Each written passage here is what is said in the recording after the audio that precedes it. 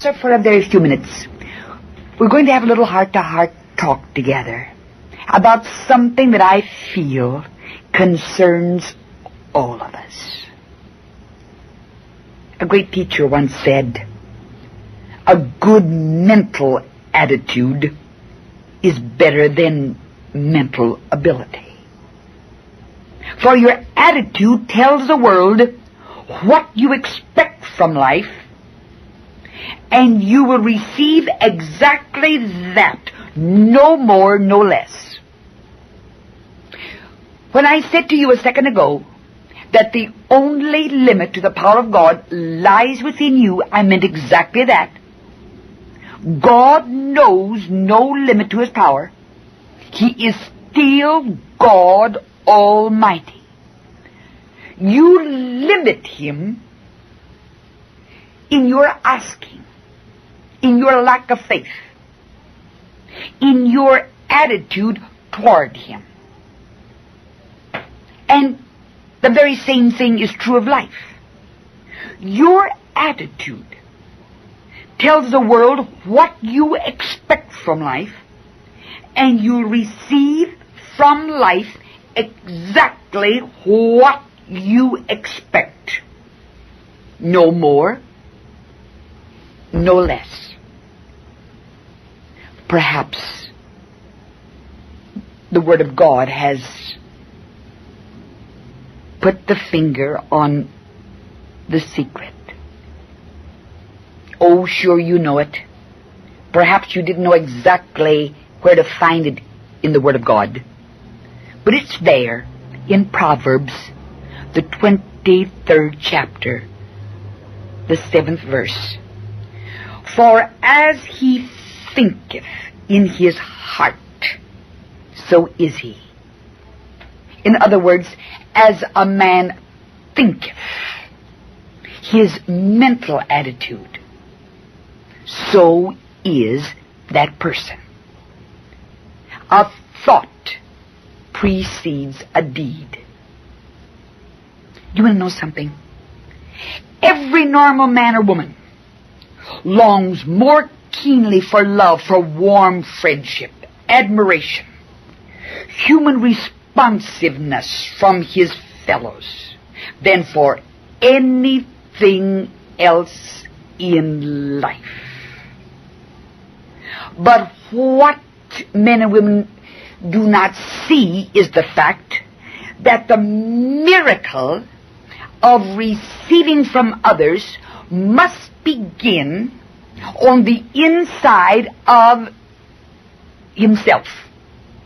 It must begin inside of his own mind. He is the one, when he begins passing out love, giving love, he gets love in return. But he'll never get warmth, kindness, love, until he begins giving it out. And it's just like that. Have you ever noticed that the higher you go on the human scale, the nicer the people are?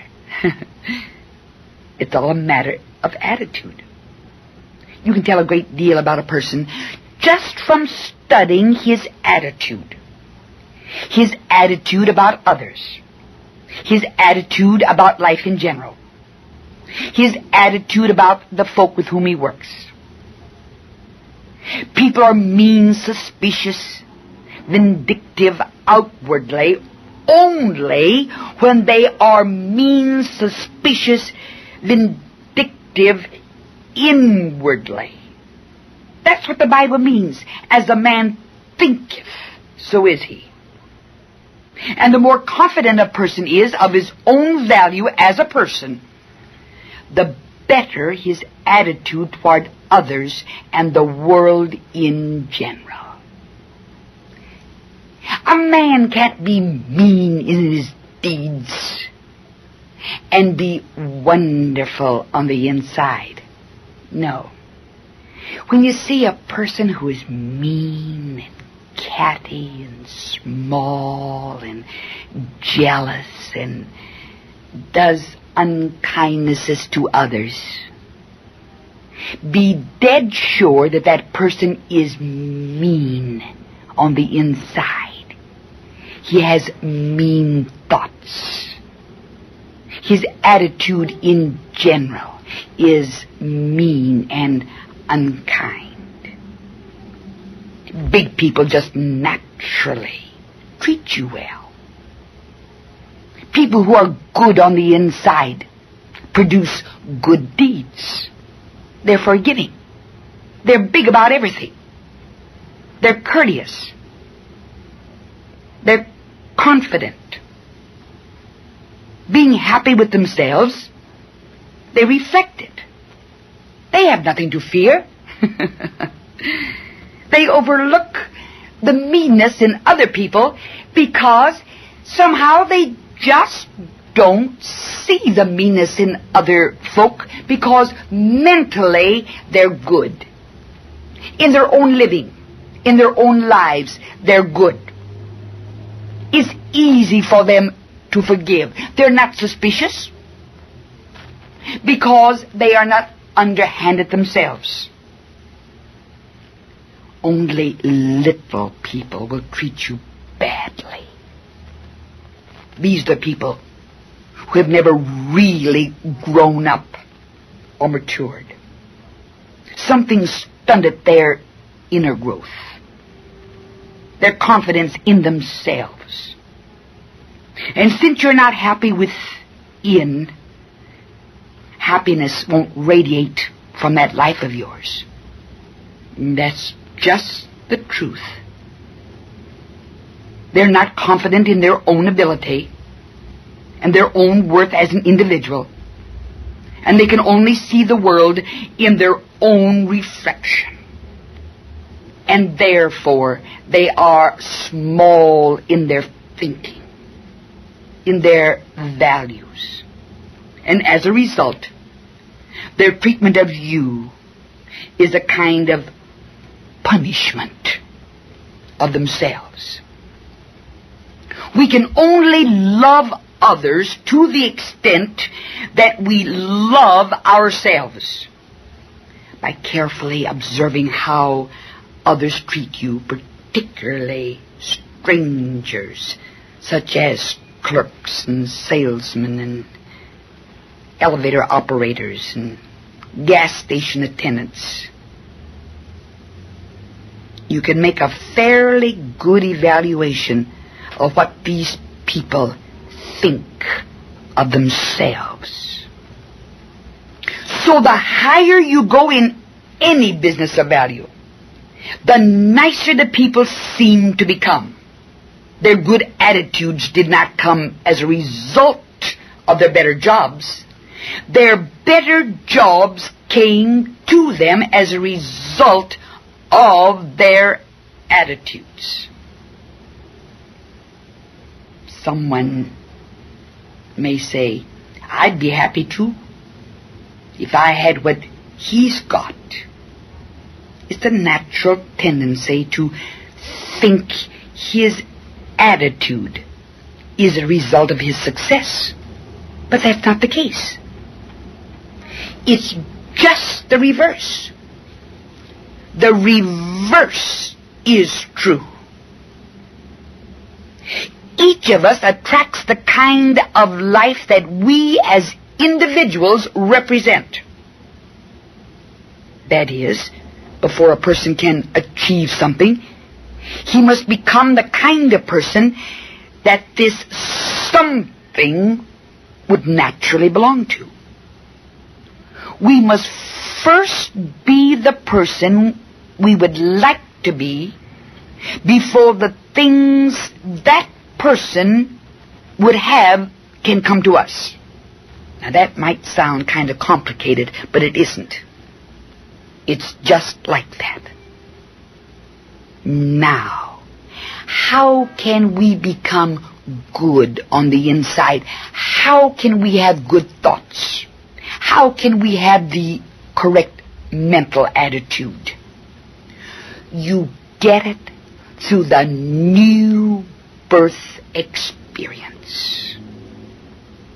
When you are given the mind of Christ, and you get the mind of Christ by being a part of Him, and you become a part of Him as you are born again.